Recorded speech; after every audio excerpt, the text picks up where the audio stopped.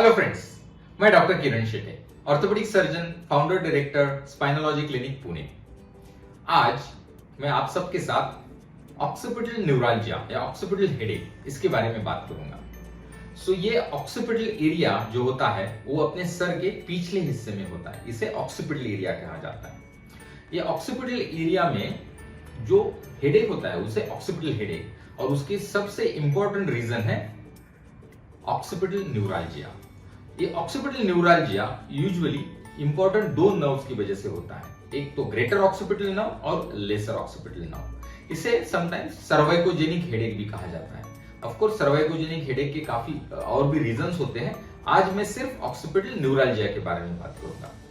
Occipital न्यूरalgia में ये जो मैंने दो नर्व्स बोले हैं, ये यूजुअली C2 नर्व रूट से ओरिजिन होते हैं। इसमें जो डॉर्सल रूट होता है वहां से ग्रेटर ऑक्सीपिटल नर्व आती है, और वेंट्रल रूट होता है वहां से लेसर ऑक्सीपिटल नर्व आती है। और ये दोनों जो नर्व्स है, ग्रेटर ऑक्सीपिटल नर्व थोड़ा सा ज्यादा थोड़ा थिक होता है और ये ज्यादा एरिया को सप्लाई करता है, और लेसर ऑक्सीपिटल एरिया लैटरली होता है और थोड़े कम एरिया को सप्लाई करता है। ये दोनों नर्व हेड के पीछे से आके फिर अपने almost middle of the head तक सप्लाई करती है। ये दोनों क्यूटेनियस नर्व्स है, यानी कि यहाँ पे कोई मसल्स को सप्लाई नहीं करती है, ये सिर्फ सेंसेशंस कैरी करती है।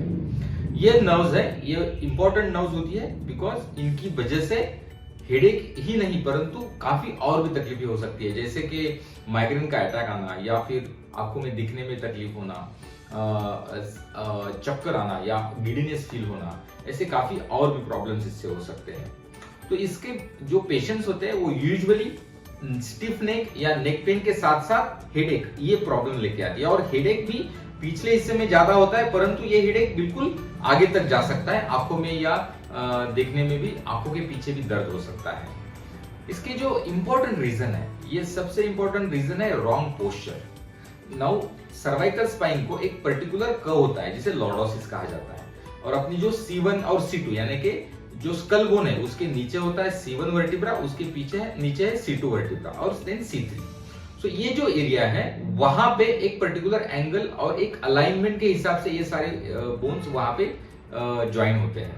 यदि यहाँ पे C2 की थोड़ी भी माल अलाइनमेंट होती है, जिसे बेसिकली एटलास वर्टिब्रा और एक्सिस वर्टिब्रा, जो C1 है उसे एटलास कहा जाता है, C2 है उसे एक्सिस कहा जाता है। ये दोनों के बीच में यदि कोई भी थोड़ी भी माल अलाइनमेंट होती है तो वहां से जो नर्व्स निकलती है, स्पेशली मैंने जैसे कहा C2 नर्व, जिसका फिर लेसर ऑक्सीपिटल और ग्रेटर ऑक्सीपिटल नर्व्स तैयार होती है, जो कि राइट और लेफ्ट में अलग अलग होते हैं। तो वहां पे यदि कोई भी इरिटेशन होता है तो फिर दर्द होना और टिंगलिंग नमनेस या फिर हेडेक ये सब चालू हो जाता है। अभी इसका जैसे मैंने कहा सबसे इंपॉर्टेंट रीजन है पोस्चर।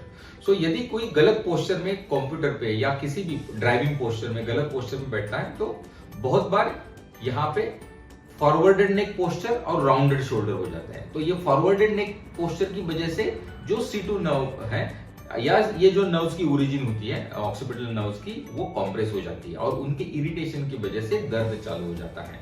ये दर्द कभी कभी सिर्फ राइट साइड या लेफ्ट साइड में हो सकता है या दोनों बाजू में होता है। Most of the time wrong posture की वजह से जब होता है तो ये एक साइड में ज्यादा होता है, जैसे कोई ज्यादा माउस यूज कर रहा है तो ये हाथ से यहाँ पे मैकेनिकल इम्बैलेंस होने की वजह से एक बाजू में ज्यादा दर्द होता है। ऑफ कोर्स दोनों बाजू में दर्द होना भी काफी कॉमन है। बाकी रीजन है इसके सर्वाइकल स्पॉन्डिलोसिस है, मसल स्पाज्म है, इंजुरी है, या लोकल वहां पे कोई इन्फेक्शन या इन्फ्लेमेशन हो जाती है तो उसकी वजह से भी ये प्रॉब्लम चालू हो सकती है। यूजुअली इसे आप देखोगे तो जो वर्किंग एज या 20 to 50 ये एज ग्रुप में सबसे ज्यादा दिखाई देता है।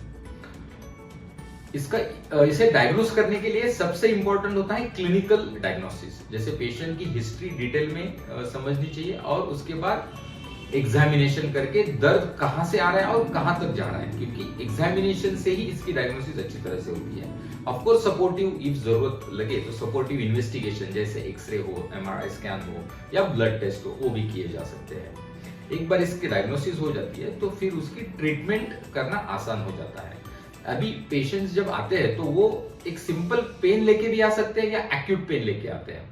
क्रॉनिक हो सकता है 3 महीने से ज्यादा दर्द हो रहा है, फिर वो कभी कभी यहाँ आता है, या कोई पेशेंट एक्यूट पेन जैसे कि उनको सर या गर्दन थोड़ी भी मूव करते हैं तो भी चक्कर आना चालू हो जाता है। सो ऐसे पेशेंट्स में पहले जो उनके एक्यूट सिम्टम है उन्हें ठीक करना जरूरी होता है, फिर उसे इफ रिक्वायर्ड हम कोई एनाल्जेसिक या पेनकिलर मेडिकेशन या फिर गिडीनेस कम करने के लिए और नर्व का इरिटेशन कम करने के लिए, न्यूरल्जिया कम करने के लिए मेडिसिन दिया जाता है। उसके बाद फिर सबसे बेहतरीन उपाय इसके लिए होता है मैनुअल थेरेपी, मोबिलाइजेशन, और उसके साथ साथ ग्रेजुअल एक्सरसाइज प्रोग्राम। ये जो एक्सरसाइज प्रोग्राम है वो चालू करने से पहले जो यदि C2 वर्टिब्रा की यदि कोई माल अलाइनमेंट है तो उसे करेक्ट करना जरूरी होता है, इसलिए मैनुअल थेरेपी का रोल इसमें बहुत है।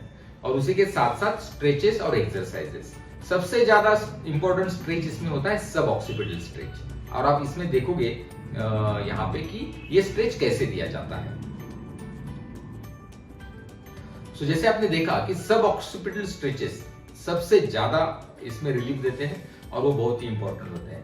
और फिर जो एक्सरसाइजेस है वो धीरे धीरे आपको सिखाए जाते हैं और देन ग्रेजुअली आप फिर घर पे वो सारे एक्सरसाइज कर सकते हो। बहुतांश पेशेंट ये ट्रीटमेंट से बिल्कुल ठीक हो जाते हैं। जिन्हें ये सब करने के बाद भी रिलीफ नहीं आता है तो उन्हें हम यहाँ पे वो जो लेसर ऑक्सीपिटल और ग्रेटर ऑक्सीपिटल नर्व्स है वहां पे एक छोटा इंजेक्शन देके उसका इन्फ्लेमेशन कम करते हैं और फिर उन्हें लॉन्ग टर्म रिलीफ आ जाता है। So usually if required injection is given, but usually therapies और एक्सरसाइज के साथ साथ पोस्चरल करेक्शन सबसे ज्यादा इंपॉर्टेंट होता है, और इसमें भी फॉरवर्डेड नेक पोस्चर और राउंडेड शोल्डर्स, ये प्रॉब्लम्स आपको पहले ठीक करनी होगी। सो इस तरीके से ऑक्सीपिटल न्यूरल्जिया इसकी वजह से हेडेक हो सकता है और ये मिसडायग्नोज भी बहुत बार होता है।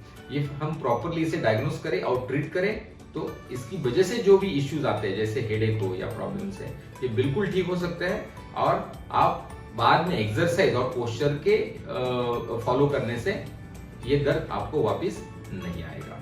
सो आई होप आपको मैंने ऑक्सीपिटल न्यूरल्जिया के बारे में सारी इंफॉर्मेशन दी है। फिर भी आपको कोई सवाल है या क्वेश्चन है आप हमें जरूर पूछिए, हम इसका आंसर देने की कोशिश करेंगे।